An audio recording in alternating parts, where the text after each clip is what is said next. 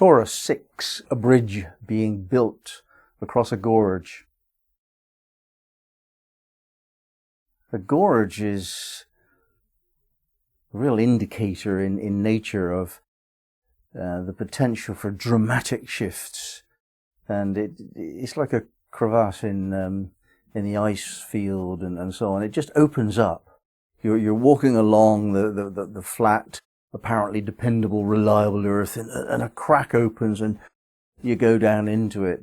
And one of the most impressive experiences I've had in my life is to see the Grand Canyon in America. And I lived in Bristol, where there is the gorge, the Avon Gorge, and it's so impressive. A gorge is amazing, and there's a bridge in Bristol across the Avon Gorge called the Clifton Suspension Bridge, and it was built at a time when it was quite difficult to build bridges. It's very impressive how to overcome the obstacle of that dimension.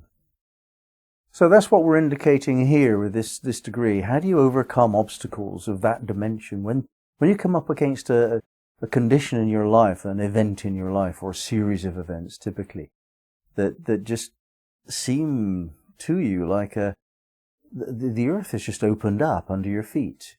Someone's died, you've lost your job, you're made bankrupt, you've lost a project, something has failed, and it was everything that you were invested in, and it just disappears, and this is emptiness that comes deep. It attacks the very foundation of yourself, your self-confidence, your self-belief.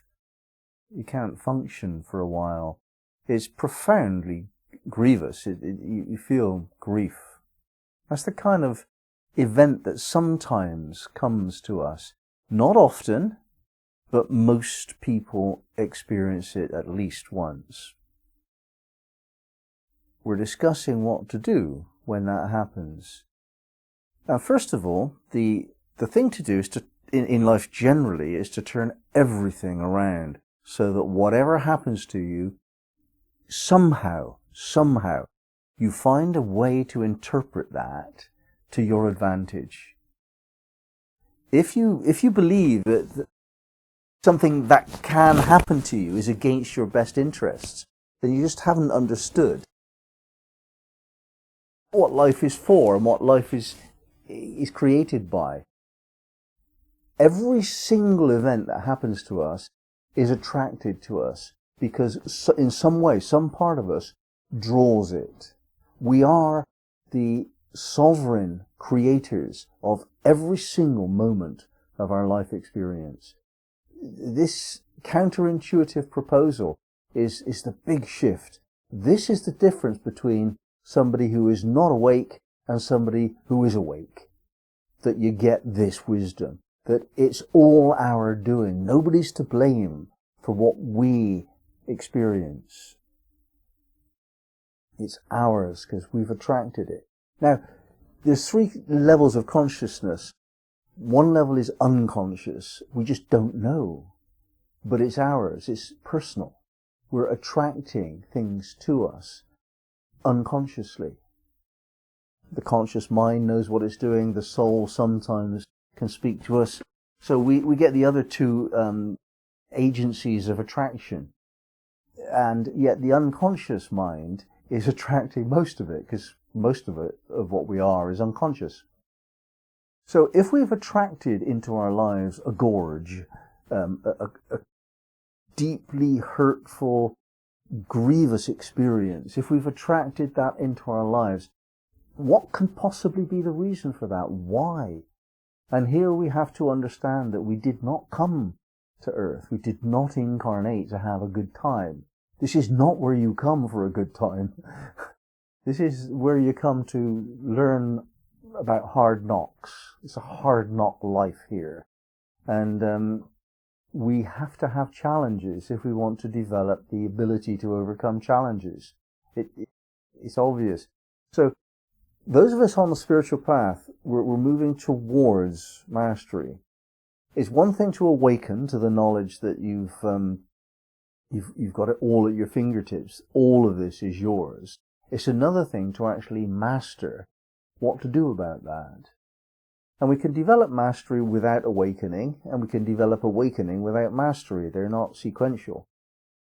Yet what we're having to deal with in this particular degree is that if we're committed enough to our journey in life being for our training and development of consciousness, if we're committed to that idea, then we must develop mastery, and we can only develop mastery by overcoming huge challenges.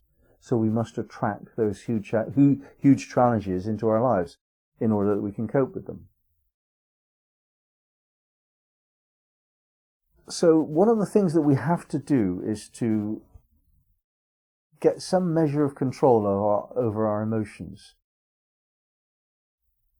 The debilitation that occurs when you indulge your self-pity over much is potential for disaster in your future life.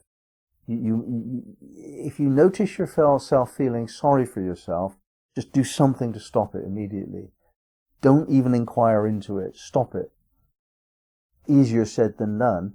But what I've learned to do is that as soon as I notice myself having a thought that's really counterproductive, I say a word, I say Bismillah. And I've trained myself.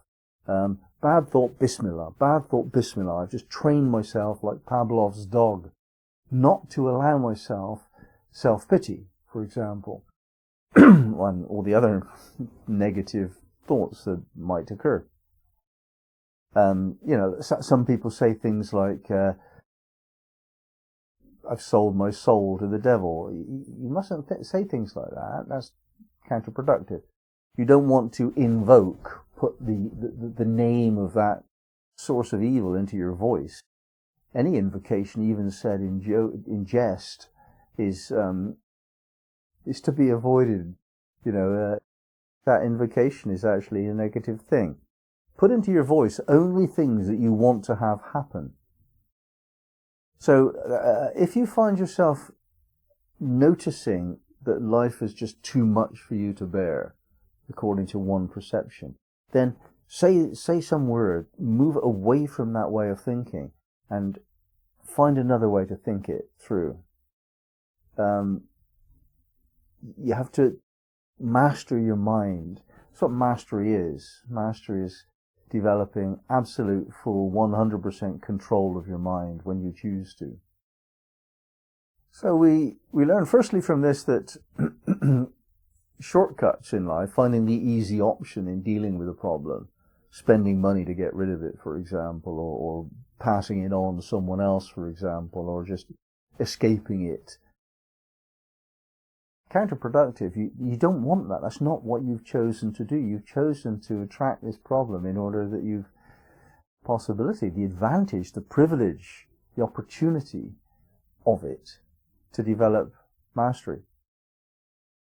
And here we have an interesting kind of second part to this wisdom.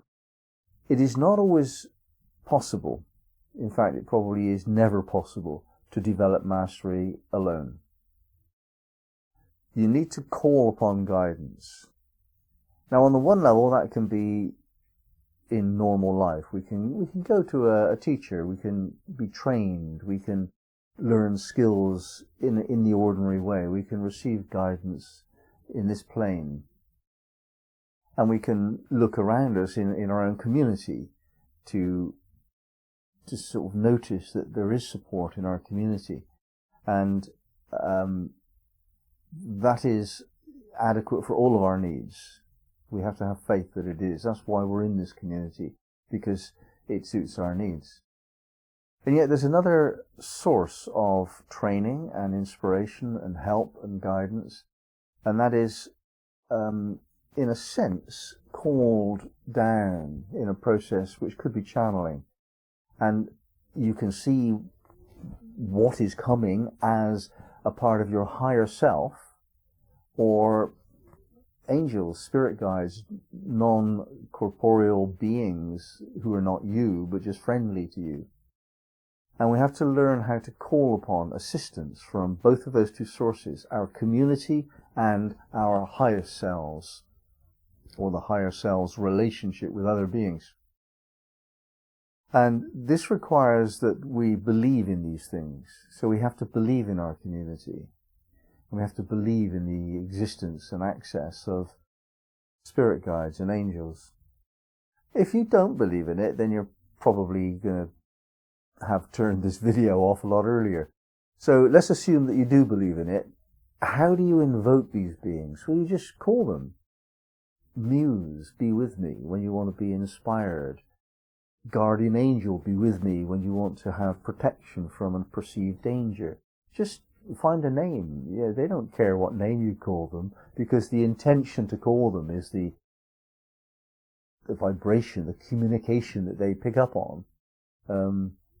As soon as you intend to call your angel is called. But giving it to the voice cements it into the future that you're choosing for yourself. Hence my earlier comment about not invoking something that you don't want. So call your angels if you want help to deal with a gorge that opens up in your life. And also call your friends, pick up the phone. Try to get involved with your community. That's the best thing to do, really. One of those two things. And, well, both of them. Then you'll overcome whatever it is that comes up.